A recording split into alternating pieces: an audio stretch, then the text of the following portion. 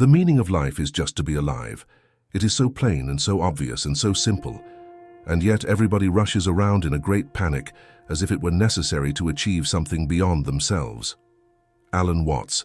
Imagine waking up one day to realize that everything you believed about your destiny was wrong. What if I told you that the relentless pursuit of a purpose in life might be preventing us from truly living? Today we're diving deep into the profound and revolutionary ideas of Alan Watts, one of the most influential philosophers of the 20th century, who challenged our conventional notions about destiny, purpose, and the meaning of life. Brace yourself for an intellectual journey that promises to shake the foundations of your most fundamental beliefs. Throughout this video, we'll explore concepts that might seem counterintuitive at first glance, but have the power to radically transform your perspective on existence. Have you ever wondered why we feel so pressured to find our purpose in life? Where does this obsession with destiny come from? What if I told you that this search might be preventing us from fully living in the present? Alan Watts, with his characteristic wisdom, invites us to question these preconceived notions.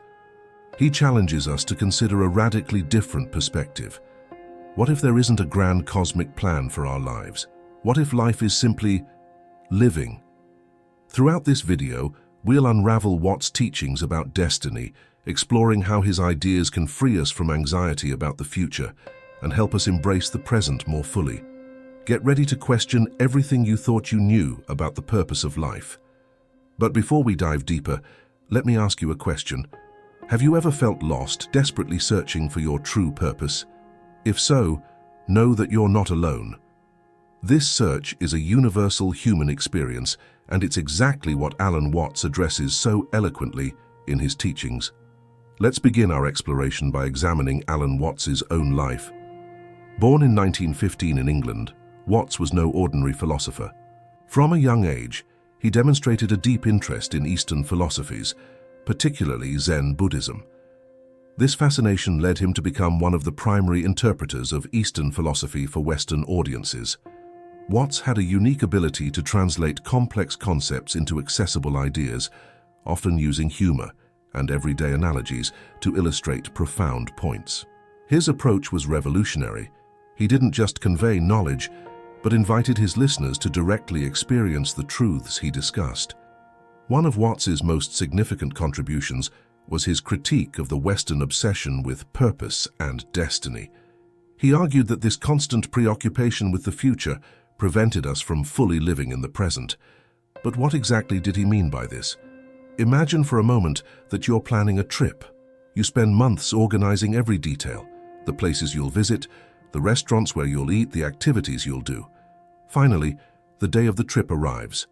But instead of enjoying each moment, you spend the entire time checking your list, making sure you're following the plan.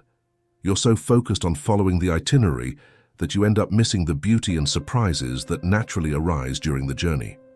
Watts would argue that this is how many of us live our lives. We're so obsessed with finding and following our destiny that we miss the experience of the here and now. We spend so much time asking ourselves, what is the purpose of my life, that we forget to live life itself. But what if, as Watts suggests, there isn't a grand cosmic plan for our lives? What if life is more like a dance than a journey with a specific destination? This idea might seem frightening at first, but it can also be incredibly liberating. Think about it. When we dance, we don't do it to get to a specific point on the dance floor. We dance for the pleasure of dancing itself. Similarly, Watts invites us to consider that perhaps the purpose of life is simply to live it, to experience it in all its richness and complexity. But how can we apply this philosophy to our everyday lives? How can we set aside the anxiety about our destiny and embrace the present? Watts offers some powerful ideas about this. First, he encourages us to practice mindfulness. This doesn't mean meditating for hours every day, although that might be beneficial for some. Instead, it's about being truly present in each moment. When you eat, really savor the food. When you talk with a friend, be fully present in the conversation. When you walk in nature, really observe the trees, the sky, the sounds around you. Watts argued that when we practice this kind of attention, we begin to perceive the interconnectedness of all things. We begin to understand that we are not separate entities struggling against the universe, but an integral part of it. This understanding, according to Watts, can lead us to a profound sense of peace and acceptance. But don't be mistaken, accepting the present doesn't mean passivity or resignation. On the contrary, Watts argued that when we stop constantly worrying about the future, we become more capable of acting effectively in the present. It's like a basketball player who, instead of being anxious about winning the game, focuses entirely on the present moment, on the movement of his body, on the position of the other players. Paradoxically, this focus on the present often leads to better performance. Another fundamental idea in Watts' teachings is the concept of non-duality. He argued that many of our problems arise from our tendency to divide the world into opposite categories: good and evil, right and wrong, success and failure. But what if these categories are just mental constructs? What if, in reality, everything is part of a unified whole? Think about nature. We tend to see predators as bad and their prey as good, but in reality, both are essential parts of the ecosystem. Without predators, prey populations would grow too much, leading to resource depletion. Nature doesn't judge, it simply is. Watts invites us to apply this non-dualistic perspective to our own lives. Instead of constantly judging our experiences as good or bad, we can simply observe them as part of the flow of life. This doesn't mean we should passively accept harmful situations, but rather that we can respond to them with more balance and wisdom. This perspective can be particularly useful when we face challenges or disappointments. Instead of seeing a failure as the end of the world, we can see it as a natural part of the process of growth and learning. As Watts would say, the only way to make sense out of change is to plunge into it, move with it, and join the dance. But how can we reconcile this acceptance of the present with our desires and ambitions? After all, we all have dreams and goals. Watts doesn't suggest that we should completely abandon our plans for the future. Instead, he invites us to maintain a delicate balance between having direction and remaining open to the possibilities of the present moment. Imagine you're driving a car. You have a destination in mind, but you're completely present in the act of driving. You're attentive to the road, to other cars, to the weather conditions. You're open to the possibility of taking a detour if you see something interesting along the way. This is the attitude that Watts encourages us to have towards life. One of the most intriguing concepts that Watts explored is the idea that we are the universe experiencing itself. He argued that we are not separate entities, observing the world from the outside, but manifestations of the universe itself, just as waves are manifestations of the ocean. Think about this for a moment. Every atom in your body was forged in the heart of a star billions of years ago. The water that makes up much of your body has been part of oceans, clouds, rivers. You are not in the universe. You are the universe. This perspective has profound implications for how we view our destiny. If we are the universe experiencing itself, then every experience we have, every choice we make, is the universe evolving and discovering itself. There is no external purpose we need to discover. We are the purpose. But how can we live according to this understanding? Watts suggests that we should embrace spontaneity and creativity. Just as the universe is constantly creating and evolving, we too can allow ourselves to be spontaneous and creative in our lives. This doesn't mean acting irresponsibly or impulsively. Instead, it's about being open to the possibilities of the moment, trusting our intuition and inner wisdom.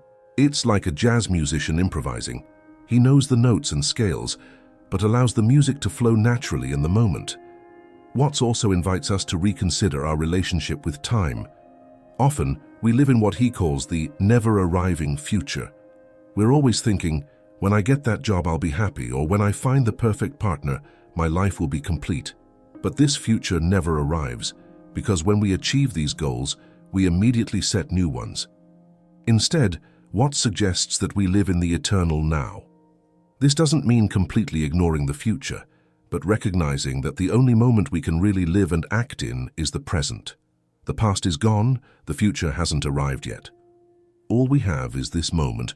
This perspective can be incredibly liberating. When we stop projecting our happiness onto an imaginary future and start embracing the present, we often discover that we already have everything we need to be happy. But how can we cultivate this attitude of presence and acceptance in a world that seems to constantly push us towards the future? Watts offers some practical suggestions that can be naturally incorporated into our daily routine. One of these is the practice of meditation. It doesn't have to be complicated. Simply sit quietly for a few minutes every day and observe your breath. This can help calm the mind and increase your awareness of the present moment.